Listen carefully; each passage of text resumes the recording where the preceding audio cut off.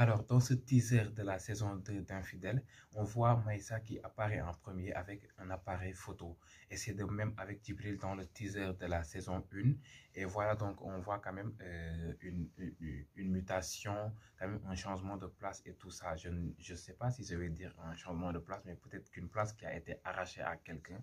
C'est quelqu'un, c'est qui? C'est Djibril. Mais on voit cet appareil photo, cet objectif qui aurait pu appartenir à Djibril, mais là que c'est Maïssa qui détient cet appareil photo.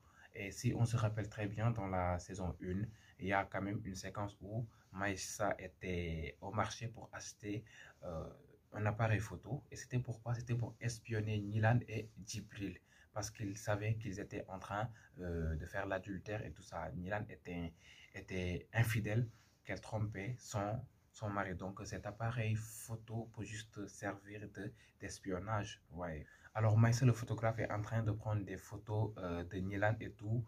Et ça peut juste nous rappeler les scènes où il était en cachette dans sa voiture ou bien quelque part en train de prendre des photos contre Nilan qui lui servaient de preuve toujours dans le thème d'espionnage. Il est en train de les espionner. Mais au moment où où il a tiré une flash, on voit l'apparition quand même de Djibril. Alors cette flash avec cette lumière peut juste faire référence au fait qu'il les ait surpris en flagrant délit. Le fait qu'il les ait découvert, cette flash, cette lumière qui éclaire là où on est, qui donne quand même une vue normale, une vue très claire. Hein? On voit clair dans l'histoire. Alors, Djibril, il apparaît derrière Nilan, il est toujours derrière Nilan, avec les mains scotchées comme ça. Il a le même sous-vêtement, le même jean, ce qui peut juste nous dire peut-être que on n'aura pas à une deuxième saison où on va nous directement plonger dans des scènes avancées ou bien dans une histoire avancée. On va nous plonger dans même le milieu de l'histoire ou bien des scènes qui sont sautées, des scénarios et tout ça. Mais là, on va avoir quand même affaire à un premier épisode où on va nous commencer l'épisode dès le moment où Djibril est dans cet endroit enfermé ou bien chez Adelaide avec sa sœur Sophia allongée au lit étranglée, l'autre qui a bu du poison, on va dire et tout. Donc, ce sera une chose, une continuité, une progression de l'histoire, en tout cas, vu qu'il a mis les mêmes habits, bien sûr. Mais aussi par rapport à leur position, il y a Djibril qui est derrière, mais que, voilà, Maïssa aussi, il est devant. Il y a Nilan qui est au milieu, qui est en position centrale. Et après, on la voit, elle fait comme ça, elle tourne aussi de par ce côté. Et elle a l'air effrayée, elle a l'air quand même de quelqu'un qui a peur. C'est comme si elle a été découverte, sinon que Maïssa a su que Djibril est son fils et qu'il s'en veut. Djibril aussi s'en veut de Nilan. Ils vont s'en prendre à Nilan. C'est tout. Bon, tu es à l'origine de tout cela. Comment tu peux, tout en étant marié à mon père, venir sortir avec moi et tout ça, alors qu'elle ne savait même pas de quoi il s'agit. Sinon, quand même, la position de Djibril derrière Nilan pouvait juste signifier le fait que Maïssa n'a pas encore découvert qui est vraiment Djibril, que c'est son fils et tout, vu qu'il est toujours en colère, et je ne vois pas le pourquoi il serait en colère si vraiment il découvre que Djibril est son véritable fils et son fils légitime, bon, pas légitime, biologique, et tout ce que vous voulez. Je pense qu'il aurait pu être content de cela, vu la manière dont il tient à sa mère, donc ça lui ferait trop plaisir de retrouver son fils, et parfois même il parle de ce fils qu'il n'a pas connu. Je ne sais pas si on lui a dit qu'il est mort ou pas. Et Nilan, est-ce qu'elle a vraiment avoué la vérité, parce qu'elle a vu cette photo que gardait Djibril et que cette même photo, c'est celle qu'elle a trouvée dans le cartable de son mari, de Maïssa. Et là, elle savait déjà que Djibril est le fils. Est-ce qu'elle a tout dit? Est-ce que vraiment elle va décider de garder le secret, la situation comme ça? Non, mais je pense que c'est très illogique. Hein. Après, on voit le personnage de Bachir et quand même c'est un personnage qui est changé quand même. À sa place, on a Fabrice Fayal qui a su apparaître, qui a fait son apparition dans la série, dans la saison 2. Je ne sais pas, c'est la saison 1, 2. Ok, c'est la saison 1 de Secret de famille avec Yes Dakar. Et voilà, on l'a remplacé à la place de ce premier Bachir de... Comment encore il s'appelle? Bachir, non, Mamadou, je ne sais comment. Oh, j'ai oublié le nom, j'ai son compte d'Instagram et tout. Mais voilà, ça ne pose pas quand même de problème. Déjà, ils ont des traits de caractère, ils se ressemblent un peu avec la couleur de peau, leur manière de s'habiller. Et voilà, il s'est mis quand même dans le personnage de Bachir. Et cela ne pose pas de problème parce que quand même, on peut avoir un scénario bien, un personnage que beaucoup de personnes peuvent porter, que beaucoup de personnes peuvent interpréter. En tout cas, ce personnage de Bachir, il se retrouve seul. Contrairement à la première saison où on l'avait vu accompagné d'Adélaïde, après vient Sophia s'y rajouter et tout, mais là il est seul comme s'il a été quitté de par Adélaïde et de par Sophia. Alors tout juste après, on nous montre les deux jumeaux, Bouba et Djibril, ok? Et je vous disais bien, le fait qu'on nous montre Djibril avec les mêmes tenues, la même tenue autant pour moi, qu'il avait juste à la fin de la première saison et tout, ça peut nous ramener au fait que qu'on va commencer quand même la deuxième saison à partir de là où ça s'était arrêté. Donc après, on le voit avec Booba bien sapé comme ça c'est une continuité, c'est une progression de l'histoire bien sûr. Donc on peut insinuer qu'il va s'en sortir, qu'il va quand même sortir de tout ce pétrin et tout, et va reprendre quand même sa vie. Mais voilà Ami qui vient tout cacher quoi. Et Ami parle de Yak Jotai. Et ñaari xarit yu namante du nuyo mon tu les laisses faire un peu le retrouvaille, le fameux namante boy namon na la Ami avec Bouba comme non mais ça fait du plaisir hein. Après Ami Moigno interrompre tout en avec sa batte. Mais quand même avec sa batte, elle a deux adversaires. Elle a Bouba et Tonton Suleiman. Et je vois que euh, même si elle avait la batte comme ça, en train de le faire comme ça, billaay tey su ma la jàppee tey laa lay wan ne man jigéen laa te kenn du ma fontoo man ngay trahir man ngay wor. Mais c'est Suleiman qui faisait comme ça. Non mais attends, je t'explique ngir yàlla taxawal dama lay expliquer non xaaral boo bëggee ñu delluwaat du genre affaire yooyu noonu. Mais là Bouba on le voit et il a même eu l'audace de lui tendre les menottes comme quoi génnee ma fii nii ah. C'est un renversement de la tendance. Bouba qui monopolisait la cadence, maintenant c'est lui qui est soumis, qui demande de l'aide à Ami. C'est un renversement donc pour moi de la tendance. Et dans ce générique, on voit quand même qu'il y a beaucoup de femmes dominantes, et alors que dans la saison 1, on voit que les hommes étaient plus dominants, c'est les hommes qui monopolisaient la cadence. Les femmes vont voler la vedette aux hommes. Ce qui m'étonne, c'est quoi? Ana Biru Nilanbi. Ana Umbu Nilanbi quand même. Parce que comme je vous dis, si vraiment on commence la saison 2 de par là où ça s'était arrêté et qu'on nous montre quand même une Nilan en tenue blanche comme là, toute première qui peut nous renvoyer à la première Nilan, mais après on la voit changer comme une nouvelle Nilan dans la saison 2, mais qu'on ne voit pas un ventre on la voit pas pousser un ventre quoi, vu qu'elle était enceinte. Là, on peut insinuer le fait qu'elle ait fait un avortement. Bon, peut-être. Je sais même pas comment expliquer ça, ou bien que même après la naissance du bébé, elle décide de s'en débarrasser. Elle va dire que ça vient d'un fruit d'inceste et tout ça, c'est un fruit d'inceste, je dois m'en débarrasser. Comment est-ce que la population va me regarder? Quel œil ils vont quand même me pointer et tout ça. Donc, elle décide quand même de s'en débarrasser. Non, mais vous avez vu Sophia, elle a carrément changé, quoi. Contrairement à la première Sophia, à la Sophia de la première saison, avec ces genres de tresses et sa robe rose là qui pouvait juste nous renvoyer à peut-être, bon, je dirais pas l'adolescente, mais à la fillette, à l'écolière et tout ça, à l'étudiante. Mais là, on la voit en costume, en veste. Alors, quand on met une veste, c'est un peu l'autorité, c'est un peu quand même façon de mûrir d'esprit et tout. Elle est beaucoup plus responsable. Et est-ce que vraiment cela veut juste dire le fait qu'elle va prendre la place d'Adélaïde de chez Bachir? Ou bien que, surtout avec sa couleur jaune, hein, avec sa couleur jaune, la jaune, autant pour moi, la couleur jaune qui peut symboliser quand même la trahison, le mensonge et tout ça. Mais aussi, le jaune, c'est la couleur de la maladie du vice. Je pense qu'entre Bachir et Sophia, c'est pas de l'amour, c'est un vice. Donc c'est juste un peu comme une maladie, la maladie d'amour, la maladie d'un vice, bien sûr. Donc, le jaune de la maladie, mais aussi le jaune du mensonge, de la trahison. Elle va trahir sa sœur. Mais aussi par rapport à cette tenue, avec cette veste et tout ça, ça peut juste renvoyer au professionnalisme et tout. Est-ce qu'elle va travailler vu que c'est une étudiante? Est-ce qu'elle va finir ses études pour après se trouver un boulot, hein, regagner sa vie, refaire sa vie très normalement? Mais après, on la montre quand même en mode miroir, hein. Elle regarde ici et après regarde là-bas. Ici, il y a Amar, là-bas, il y a Bachir. Comme quoi, je m'en fous de toi, je m'en fous de toi et je vais faire de vous ce que je veux. Ce que je vous dis, c'est ce que vous allez faire. Si vous ne le faites pas, alors éloignez-vous de moi, elle va les manipuler tout simplement, ok? Non mais guys, Kumba, on n'en parle pas. Non mais vous avez vu Kumba avec cette robe, je ne sais pas, c'est du rose, je ne sais pas, rouge qui fait sortir sa féminité, son aspect jongoma au taille. Oh, c'est pas le taille fin, c'est le taille fesse d'elle, ok? C'est le taille fesse d'elle. En tout cas, elle apparaît sous deux facettes. Là, elle est en train de faire comme ça pour montrer sa féminité. Elle peut être une vraie femme, autant pour moi, sénégalaise, mais aussi, elle peut dégager du sadisme, ok? Tu te trouves où? Comment elle s'appelle encore, Ndenda? Je ne sais quoi.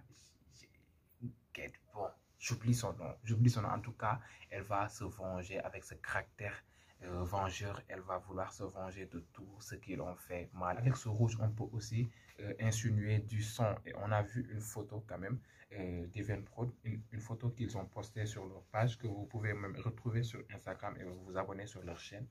Là où Kumba était recouvert de sang. Et quand je vois Kumba avec le mari de Mbayang, après, il va le repousser au moment où il avait du sang sur sa chemise et tout. Est-ce que vraiment au moment où Mbayang avait bastonné son mari, avait cassé la tête et tout, elle va pas s'enfuir et que Kumba va venir au moment où il était allongé et dès son réveil, il se dira que peut-être que c'est toi qui m'as fait ça. Pourquoi tu m'as fait cela? Et qu'il perdra sa mémoire, surtout quand on voit son regard comme ça. Moi, j'oublie son nom. Oh my God, Fatena ça. Qu'est-ce que tu m'as fait? Tu es qui? Et du genre, donc il va peut-être perdre la mémoire, bien sûr, même s'il va la retrouver. Après l'avoir retrouvé, sa mémoire, on le voit quand même en grand boubou bleu en train de faire des prières.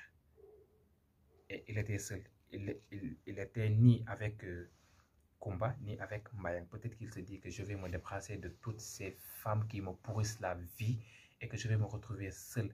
Et de surcroît, j'ai une faiblesse sexuelle. Je suis impuissant. Pourquoi voilà, je me mettrai à chercher une femme et tout? Je vais juste rester comme ça, vivre ma vie, se concentrer dans mon travail et tout ça. Avec les femmes là, vu que dans ma yom, mon bal, mon bail, quoi, garaoul, quoi, dal. Non, mais là, là, c'est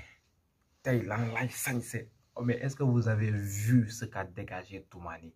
Il était grave élégant, quoi. Il était grave élégant, il était grave attirant avec son noir d'authenticité et tout ça. Ça se voit qu'il va sortir de sa situation et tout, de sa situation de prison. Je vais en parler dès que je vais parler de ce trio-là, de Booba, de Rijal et de lui aussi, hein, ok?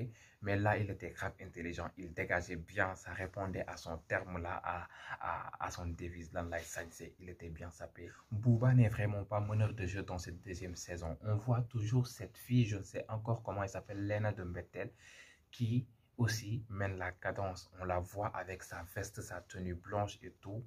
Elle était purement audacieuse, elle était purement royale, elle était purement, comment est-ce que je vais, forte quoi. Elle existe la forte avec sa veste et tout, l'autorité et tout. On la voyait, hein, elle tirait Booba, elle le manipulait. Et voilà donc Booba, cette fois-ci, tu n'es pas meneur de jeu.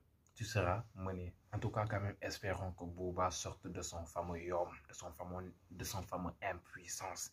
Il faut qu'il retrouve sa force, quoi, son gora, qu'il puisse montrer à celle-là, à son ex-là, que ça fonctionne. On voit aussi une rivalité qui s'annonce entre Bachir et Amar. On les voit dans cette photo où ils se regardent quand même avec des yeux quand même poignardants. Pourquoi est-ce que tu me regardes comme ça? Je ne vais pas te la laisser. Elle m'appartient. Toi, elle ne t'appartient pas. Pourquoi tu dis ça? En tout cas, ils vont se tirailler juste pour Sophia. Et Sophia vient quand même directement les séparer. Elle se mettra entre eux. Donc, elle sera quand même l'élément déclencheur de leur rivalité. Notre très cher Rial de luxe. Oh my God, toujours le Baifal connu, hein, le Baifal qu'on adore. Oh, j'adore Rial avec son Jalaban, son gel, ses locks et tout ça. Oh my God, que Dieu te préserve, que Dieu te bénisse. Fal, yalla sam, aar la musala ci wàllum kaso, ok. En tout cas, on le voit, il est très pieux, surtout quand il fait comme ça. Il fait référence au ciel. Et quand on parle de ciel, ça parle de la divinité et tout ça. Donc, on peut renvoyer, ça peut nous renvoyer à Dieu, à la divinité, tout ça pour parler de la religion, de la facette, de la face pieuse. Mais cette fois-ci, quand même, contrairement au premier teaser, au premier générique, on l'a vu avec Evelyne et Tiara, sa petite sœur. Mais là, il est seul. Lui aussi, il apprendra à un moment donné à vivre seul. Non, mais Evelyne, on ne l'a pas vu dans les posters, on ne l'a pas vu dans ce générique. Est-ce que vraiment, elle ne fait plus partie de la série? De même qu'Antoine, hein, de même que son mec. Ils devaient se marier, non? Je pense qu'ils doivent les ramener quand même pour qu'ils se marient en finalité et tout. Capo, quel monde le ko dara. Lo wax muy njablu gaay di len tegal lu metti. Kana du bàyyi cette fois-ci Kana day bàyyi changel ma sa logo bi defal ma Kana day bàyyi parce qu'on t'a mis avec Korka. Ce sera peut-être sa petite amie, on voit bien.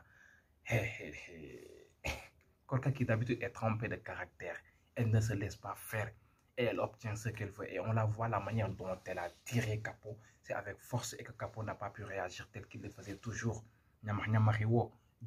Affaire. Donc là, tu auras un régulateur. Tu vas régler de force. Le fait qu'elle soit auprès de lui va quand même aider à Capo à s'évoluer au niveau de sa personne et tout, à se responsabiliser, à être un Capo qui est en train quand même d'économiser tout ce que je gagne là dans ce garage. Je vais apprendre à économiser ça pour épouser Korka. Je ne sais pas comment elle va s'appeler et tout pour l'épouser parce que quand même, c'est vraiment ces deux amants.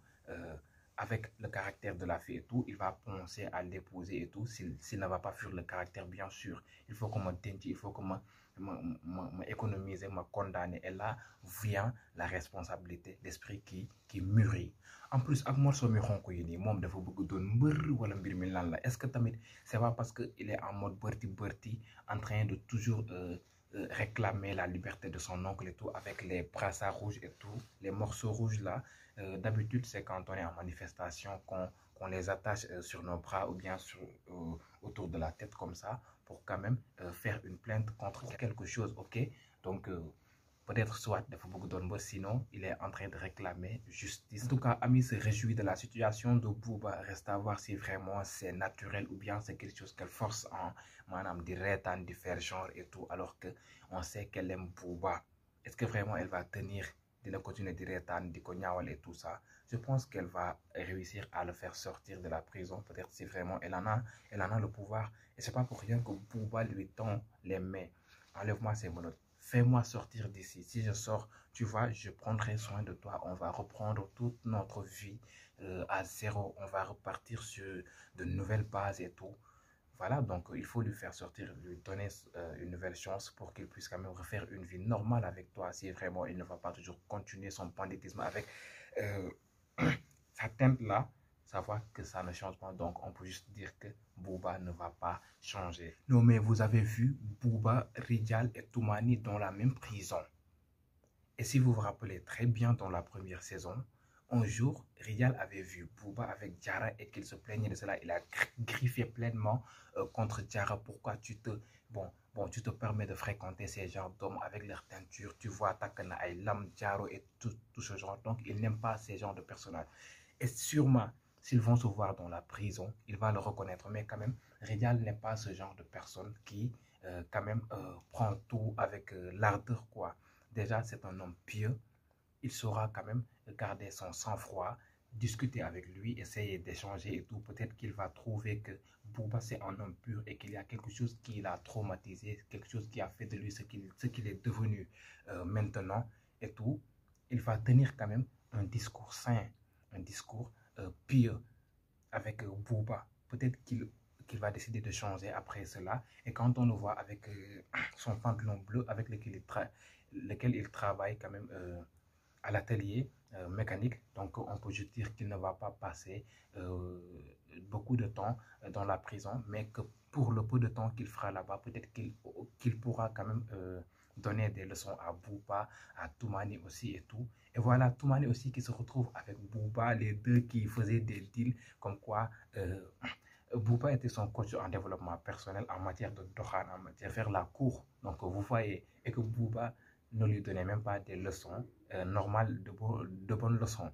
Il n'en faisait que se soutirer de l'argent. Toumani, c'est un vrai gamin, quoi. Et je pense qu'après la prison, il va mûrir, surtout quand on le voit avec cette veste, hein, cette costume et tout. Donc on peut juste dire qu'il est devenu responsable, il a mûri d'esprit. Et aussi quand je vois Toumani avec le tube orange là, avec sa tenue orange des prisonniers et tout, et avec le V, il fait sortir quand même 3 lettres, hein, 10. Ça fait sortir 10. Je me dis peut-être que Toumani, ils sont tous les trois dans la chambre 10. Peut-être que c'est un indice qu'on nous donnait pour nous dire qu'ils sont dans la chambre 10, une chambre criminelle, vu qu'il y a un crime. Il y a Rijal qu'on accuse d'avoir tué quelqu'un dans la rue et tout. Il y a aussi Toumani qui se prenait comme alibi de Anta et qui a fini par être arrêté et tout par question de meurtre. Dans cette chambre 10, ils vont se trouver là-bas, je pense bien. Ou bien c'est quelque chose qui coïncide juste avec le 10 là, c'est DIS, même si c'est pas X, mais quand même, on peut dire ça, 10 ou bien même 10. Avec ce 10, toi là, tu dis, donc avoue ce qui se passe. Tu vas avouer, sinon tu ne vas pas sortir. Et qu'il va refuser d'avouer parce qu'il va dire que non, mais Anta, elle est morte et pourtant c'était ma copine et tout. Sinon, elle n'est pas morte.